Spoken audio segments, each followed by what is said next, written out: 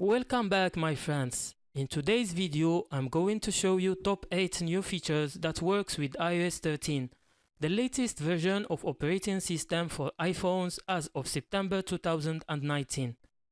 It comes with a slew of under-the-hood performance enhancements as well as plenty of new and useful features like the new dark mode setting, the QuickPath typing feature, and for the first time you now have the ability to access external storage devices from your iPhone or iPad. Many of the built-in apps have seen a lot of improvement too.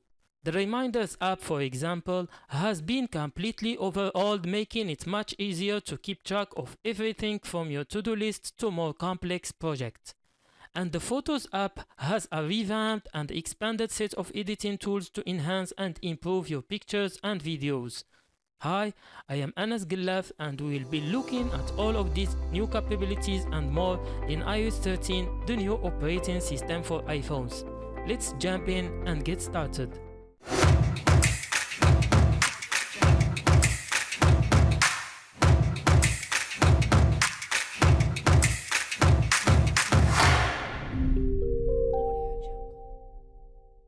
iOS 13 now comes with a dark mode option.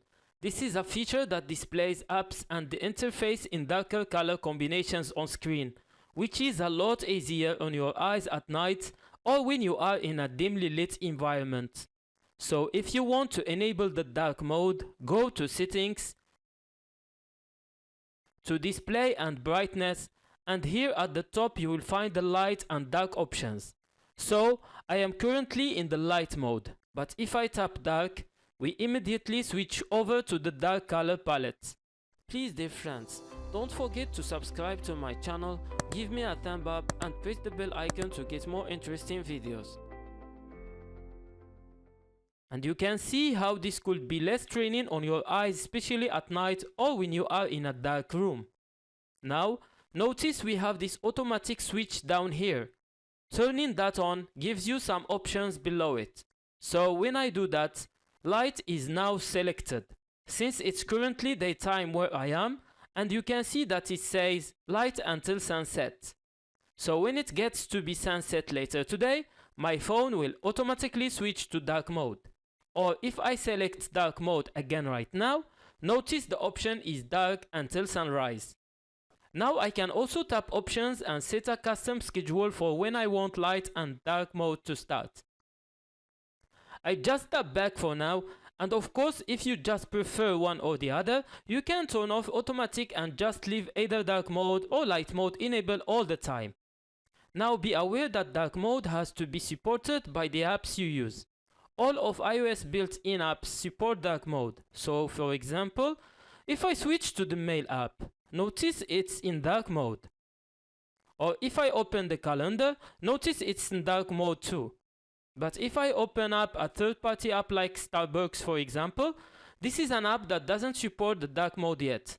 So we still see it in bright white. And even though an app like Safari supports dark mode, most websites don't.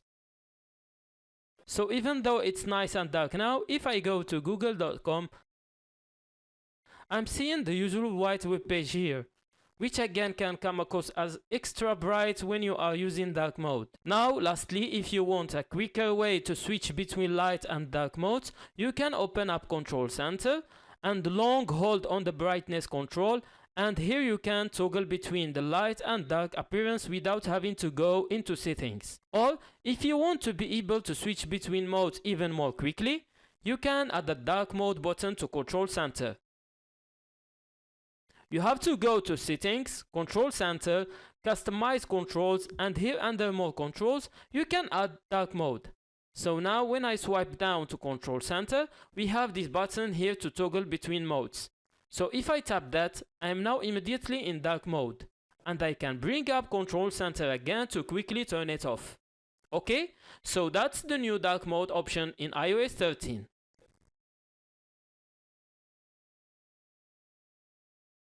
iOS 13 adds a new typing option to the default built-in keyboard called QuickPath. This is a typing feature that's been available through third-party apps for many years, but is now an official feature of iOS.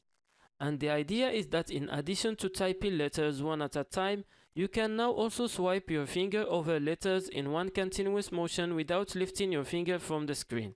So if I wanted to type the word oranges, for example, I would start by placing my finger on the letter O and then slide to every other letter to spell oranges like so. So for some people, this is a much faster and a nice way to enter text, especially if you are entering text with one hand. iOS is very good at figuring out what word you mean to type, based on the order and the proximity of letters you are touching. So for example, and for some people that was a lot faster than typing all those letters one by one. Also, you don't have to type a space between the words. Simply lifting your finger off the screen tells iOS that you are done typing a word. Now, if you don't have predictive text enabled on your device, it's a good idea to turn it on if you are using QuickPath typing. You can do so by going to Settings, to General, Keyboard, and here make sure predictive is switched on. Now when I go back to the Notes app and start swiping across the keyboard, I get some other options in case it didn't type the word I wanted, and I can just select the one I want. So it definitely takes some practice, but the nice thing is you don't have to switch keyboards or enable anything special to use QuickPath. You can type some words letter by letter as you have always done and swipe to type other letters. If you are on an iPad, QuickPath typing doesn't work with the full screen keyboard, but the keyboard in iPadOS has a new mini mode that you can access by pinching two fingers together on top of the keyboard. That gives us this iPhone-sized mini keyboard and you can drag it anywhere on screen. For example, if I wanted to type with a thumb on my right hand, I might move it to the lower right hand corner, so when I'm holding my iPad I can just type with the one thumb, and you can also use QuickPath in this mode. To return to the full-sized keyboard, just pinch out with two fingers on the mini keyboard. Okay, so that's the new QuickPath typing feature in iOS 13 and iPadOS. If you used previous versions of iOS, you are probably familiar with an app called Find My Phone, which helps you locate lost or stolen iOS devices. And you may also know about the app called Find My Friends, which lets you keep track of the location of your friends and family who have chosen to share their locations with you. Well, in iOS 13, these two apps have been merged together into one single app called Find My. For the most part, it works the same as previous versions of the app. At the bottom of the screen, you can choose between people and devices depending on who or what you are trying to find. You can tap on people to see their locations, or you can switch to devices to find your iPhone, iPad, Mac, or AirPods. All the devices registered to your Apple ID will show up here and you can tap on them to see their current or last known locations.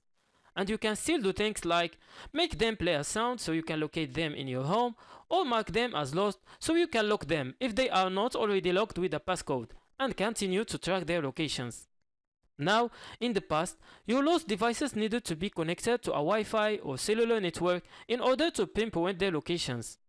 But now with iOS 13 installed, Apple has added a way for devices to communicate with other nearby Apple devices over Bluetooth. For example, if your device is lost, but someone carrying an iPhone or iPad comes near it, your device will transmit its location through that device, giving you a much better chance of finding it. Now, in case you are wondering, this location information is encrypted so it can't be shared and read by others to find your location. Your location can only be revealed on the devices you are logged into with your Apple ID. So, as we see in iOS 13, the Find My Friends and Find My iPhone apps have been merged together into one single app called Find My.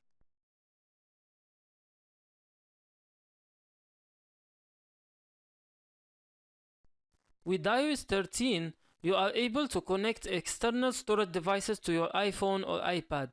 This is a huge improvement to easily move files between your iOS device and your computer, especially larger files that might take too long to transfer.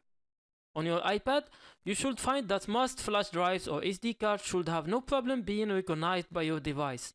Now, you have to buy a Lightning to USB adapter like the one you see here to connect a flash drive to your iPhone or an older iPad. If you have a newer iPad that uses a USB-C connector, you will need the USB-C to USB adapter. You should be aware that iPhones might have trouble reading larger capacity flash drives. So, if you plug in a drive and you see this message, you won't be able to access the flash drive's contents on your iPhone.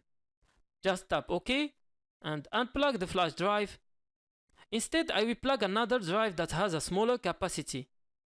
Now iPads, on the other hand, don't seem to have any problem with larger capacity flash drives, and you can even connect portable hard drives to your iPad. And you can also connect a USB hub to connect and access multiple storage devices if you need. But once you have your drive connected, to access the drive you can open up the Files app. Make sure the Browse tab is selected, and under Locations I can find my drive, which in this case is called No Name. By tapping it, I can see its contents. So for example, here is a PDF document. So I can view that from here, or I can tap Share to open it in another app. Or I could choose Save to Files, pick a location on my phone or even on my iCloud drive. I tap Save, and just like that it's copied from the drive to my iPhone, and I tap Done.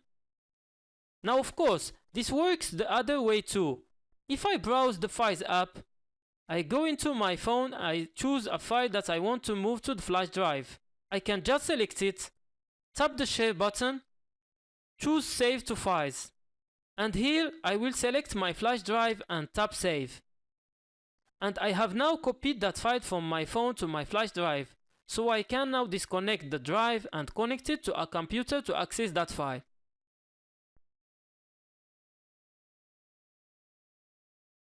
Sometimes I want to save or send a screenshot of a web page, but I can't get the entire page to fit on my phone screen. So I end up taking a screenshot, scrolling a little bit, taking another screenshot, and so on. In iOS 13, when I am using Safari, I can now capture the entire web page in one screenshot.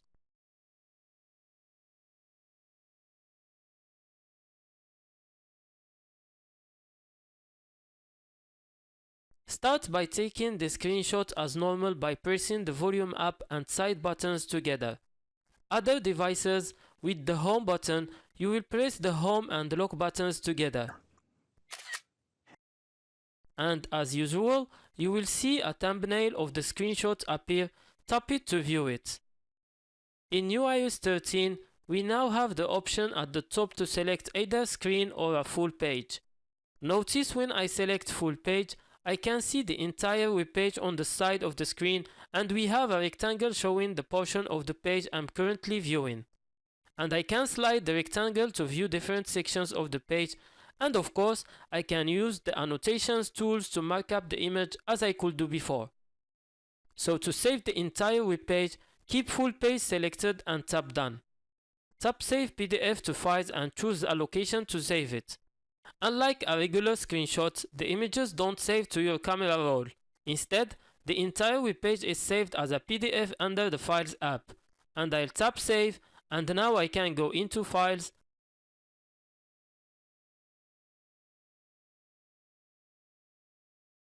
find my PDF, and from here I can tap the Show button to open it in other apps or text or email it to someone and so on. So that's how to capture an entire web page in Safari with iOS 13.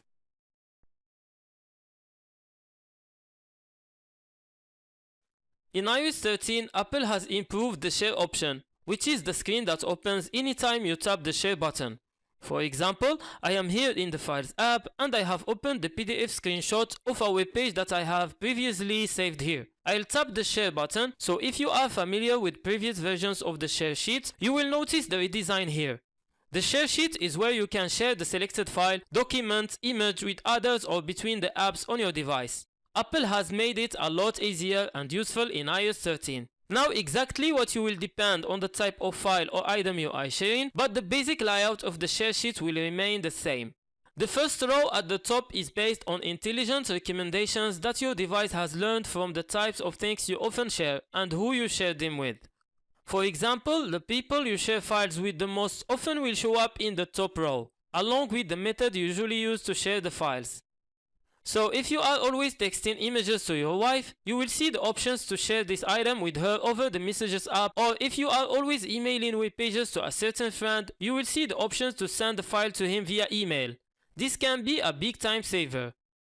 Below is where you will find the other options for sharing the selected file. This is pretty much the same as it was in previous versions of iOS. This is where you can find a list of apps that can open the file, and you can swipe all the way to the right and tap more. To add or manage the apps that are listed here, I just tap done. And this, by the way, is also the row where you will find all the available AirDrop devices nearby, just by tapping AirDrop. And below the second row, we now have this scrollable area where you can find a list of actions and shortcuts.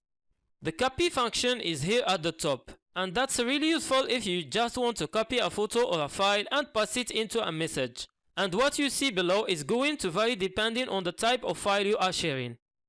With my current PDF, I see a print option, a save to files option, and so on. I can also tap edit actions to manage what I see here. So if I wanted to add the print action here, I could add that, tap done, and we see it there now. Now if I cancel this and switch to, say, a photo in my camera roll, and I tap the share button, notice we have a lot more options in this area, like add to album, use as wallpaper, slideshow, and so on. If I switch to Safari and I share this web page, I see a bunch of web page related sharing options here as well. Now at the top of the share sheet you will often find other options. I'll tap options here in Safari, and here I can choose to send this web page as a PDF, as a reader PDF, or as a web archive.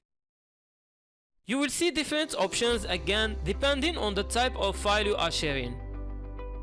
Okay, so that's the new share sheet that's available anywhere in iOS 13.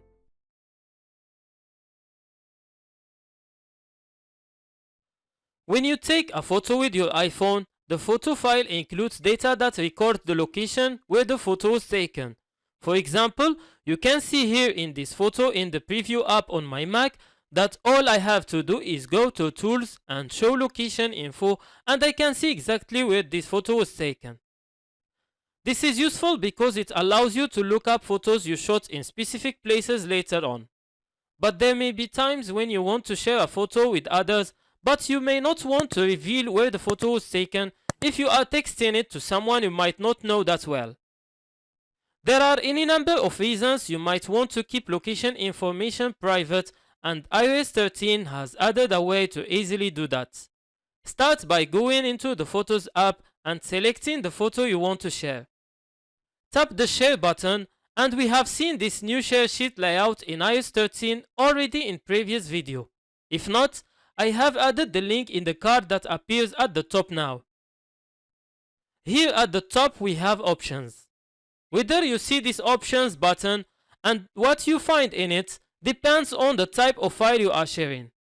Here in the Photos app, notice it says location included. Let's tap options, and down here in the include section we have a location switch. So removing location data before sharing a photo is very simple with iOS 13. Just turn off the switch. And below we have the all photos data switch, which is also off.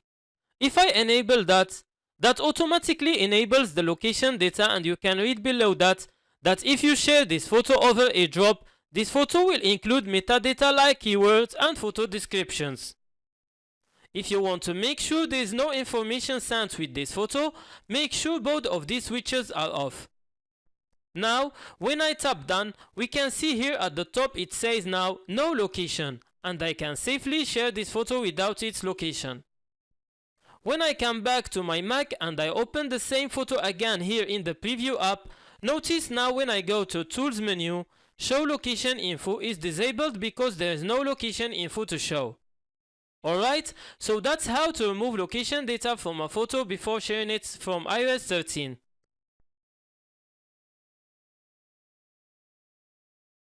In iOS 13, app updates have been moved to a new location. Start by going into the App Store, and at the top of the screen you will see your profile icon. Tap it to go into your account. Here at the bottom, you will find available updates if any of your apps have updates ready for download. Now, if you have your device set to automatically update your apps, you will probably just see this updated recently section that we see here. But if you have it set to manual update your apps, you can either tap update next to each individual app that appears here, or tap the updates all button to download and install all the available updates. I don't currently have any updates available, but if you are like me, you might have a ton of your apps on your iPhone or iPad, many of which you never really use anymore, but you haven't bothered digging through your home screens or folders to delete them. The nice thing here in iOS 13 is that you can delete these apps from right here in the updates area. Whether the app is listed under available updates or recently updated, if you see one you don't really need or use anymore, just swipe it to the left to reveal the delete button and then tap delete to remove it from your device, and it's gone. I think this is a great feature because you can just remove the app while it's listed here in front of you, instead of having to dig through your device to find where it's actually located. And there you have it. If you stuck with me throughout the entire video, congratulations, you get more tips to work with your new iPhone. If you are ready to take some next steps or to explore other aspects of iOS and its applications, be sure to check out my channel for more videos like iPhone and iPad photography, Office for iPad and iPhone, and more. I hope you have enjoyed watching this video and that you will be able to take what you have learned here and really get the most out of your iPhone. So until next time, I am Anas Gallaf and see you soon.